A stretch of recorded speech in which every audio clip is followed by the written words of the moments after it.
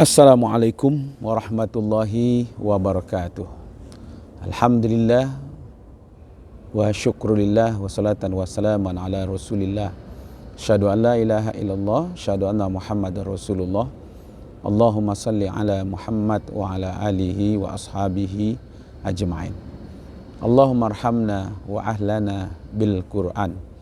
Allahumma akhrimna wa ahlana bil Qur'an. Qala Allah Ta'ala fil Qur'anil Karim, a'udzu billahi minasy syaithanir rajim. Bismillahirrahmanirrahim. Syahrul Ramadan alladzi unzila fihi al-Qur'an hudan linnas wa bayyinatin minal huda wal furqan. Shadaqallahul azim. Satu hal yang mengembirakan dalam hidup kita adalah ketika kita berada di tempat dulu di mana Al-Quran yang mulia, Al-Quran yang suci diturunkan. Sebagaimana kita pahami bahwa Al-Quran adalah kitab suci umat Islam dan manfaatnya bukan hanya untuk umat Islam tapi juga untuk manusia seluruhnya. Yakni Al-Quran syahrul Ramadan alladzi unzila fihi al-Quran hudan linnas. Al-Quran itu adalah petunjuk bagi manusia. Al-Quran yang 30 juz yang turun secara beransur-ansur kepada Nabi Muhammad SAW melalui malaikat Jibril dari Allah Subhanahu wa taala, sehingga berpahala membacanya, turun dua periode. Pertama periode Makkah, yang kedua adalah periode Madinah. Periode Makkah yang disebut dengan ayat-ayat Makkiyah, dan periode Madinah disebut dengan ayat-ayat Madaniyah.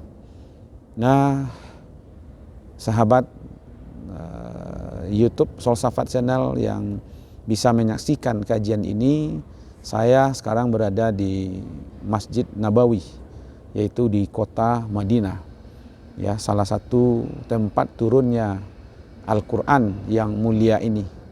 Maka dari itu kita berdoa kepada Allah, mudah-mudahan kita mencintai Al-Quran, kita dekat dengan Al-Quran.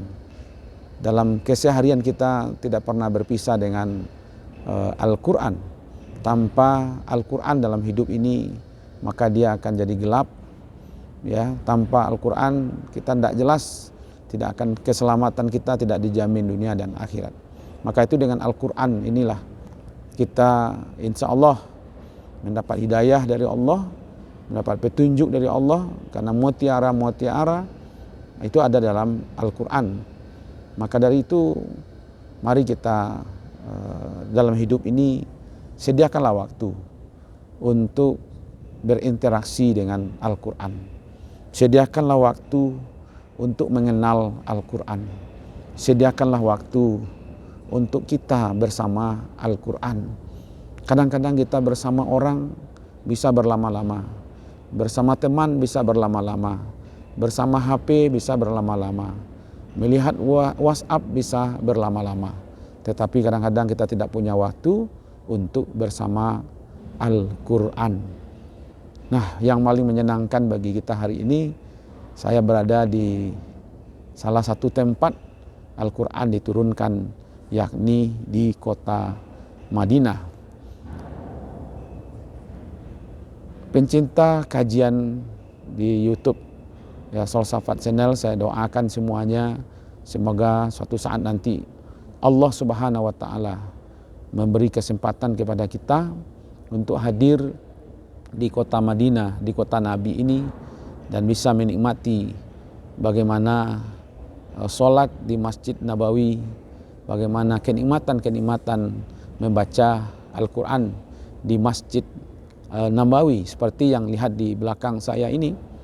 Ini adalah salah satu rak dari Al-Quran yang asli, yang terbit, yang dicetak di kota Madinah, yang betul-betul berbeda, kertasnya berbeda, menikmati bagaimana keaslian cetakan dari kota Madinah. Bapak Ibu yang dimuliakan, sahabat semuanya, sekurang-kurangnya ya dengan adanya Al-Quran kita bisa berinteraksi dengannya. Maka kita akan mengenal Allah melalui Al-Quran. Karena sesungguhnya sekurang-kurangnya pertama di waktu kita membaca, mendalami, mempelajari, mentadaburi Al-Quran, maka kita akan mengenal Allah lebih dekat. Karena isi dari Al-Quran itu adalah bagaimana jiwa kita, kebutuhan kita, rohani kita bisa lebih dekat dengan Allah, tentu dengan mengenal Allah. Ya, karena kalau kita tidak mengenal Allah, bagaimana kita akan bisa dekat dengan Allah. Maka itu pertama isi dari Al-Quran itu adalah bagaimana kita mengenal Allah Subhanahu wa Ta'ala. Malah kalau kita lihat ya dari awal surat Al-Fatihah itu sudah bicara tentang bagaimana memperkenalkan Allah. Bismillahirrahmanirrahim. Alhamdulillahirabbil alamin. Itu bicara tentang bagaimana kita mensyukuri Allah Rabbnya sekalian alam. Ar-Rahmanir-Rahim. Itu juga kita sudah bagaimana mengenal Allah yang Maha Rahman dan Maha Rahim. Maliki yaumiddin. Itu adalah bagaimana Allah kita kenal sebagai penguasa hari pembalasan. Jadi dengan belajar memahami Al-Quran, maka sesungguhnya kita sedang mengenal Allah melalui Al-Quran. Maka dari itu para pendengar semuanya, mari kita coba mendekatkan diri kepada Al-Quran yang karim, Al-Quran yang mulia, ya, sehingga kita bisa mengenal Allah. Yang kedua, isi dari Al-Quran itu ada interaksi dengan Allah. Ya kan, semua amal ibadah kita yang maqdha atau yang ghairu maqdha, kita berinteraksi dengan Allah Subhanahu wa Ta'ala itu dengan Al-Quran. Bagaimana kita sholat, ya kan, itu ada dalam Al-Quran. Bagaimana kita membayar zakat, ya kan, itu ada dalam Al-Quran. Bagaimana kita berpuasa, bagaimana kita bersedekah, bagaimana kita haji, bagaimana kita umroh, semuanya ada interaksi itu dengan di dalam Al-Quran. Maka itu semuanya adalah untuk bagaimana kita semua menguntukkan inna sholati wa nusuki wa mahyaya wa mahmati lillahi rabbil alamin. Disitulah bentuk sesungguhnya ibadahku, solatku, matiku, hidupku adalah diperuntukkan untuk Allah Subhanahu wa Ta'ala. Maka itu dengan membaca, memahami, ya kan, mentadabburi Al-Quran, kita bisa berinteraksi dengan Al-Quran. Bisa berinteraksi dengan Al-Quran, artinya kita berinteraksi dengan Allah Subhanahu wa Ta'ala. Itu yang kedua yang bisa kita dapatkan. Yang ketiga, isi dari Al-Quran itu adalah bagaimana kita mencoba memahami, ya, memahami kisah-kisah, baik kisah-kisah tempo lalu, ya kan, kisah-kisah orang terdahulu dan kisah-kisah akan apa yang akan terjadi yang masa yang akan datang. Ada kisah orang-orang baik dalam Al-Quran, bisa kita teladani bagaimana kisahnya Maryam, bagaimana kisahnya Ali Imran, umpamanya Al-Imran, bagaimana kisahnya Nabi Yusuf, bagaimana kisahnya Nabi Isa, Nabi Musa. Dan kita juga bisa melihat bagaimana kisah orang-orang jahat pada masa lampau. Itu ada dalam Al-Quran.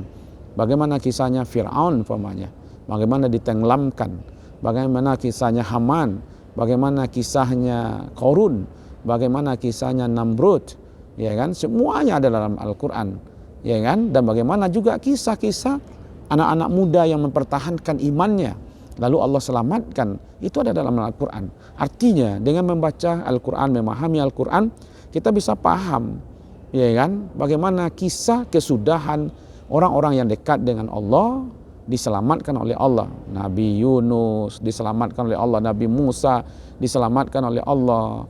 Kemudian banyak, ya, Ashabul Kahfi diselamatkan oleh Allah, ya, karena iman, karena amal yang dia kerjakan. Kemudian pendengar semua yang hadir, bagaimana kita melihat kisah-kisahnya orang-orang yang zalim, kisah-kisahnya orang-orang yang membangkang kepada Allah Subhanahu wa taala dan bagaimana kesudahan mereka. Ya kan? Itu dengan kita berinteraksi dengan Al-Qur'an. Alangkah bahagianya kalau seandainya masing-masing kita setiap hari menyediakan waktu, mungkin one day, one ayat ya kita tadaburi. Kalau ada istilahnya one day, one juz untuk dibaca, mungkin saatnya kita satu ayat satu hari kita pahami, kita lihat terjemahannya, apa makna yang sesungguhnya yang terjadi dalam Al-Quran. Makanya kalau bisa kita meninggal dalam keadaan mentadaburi Al-Quran.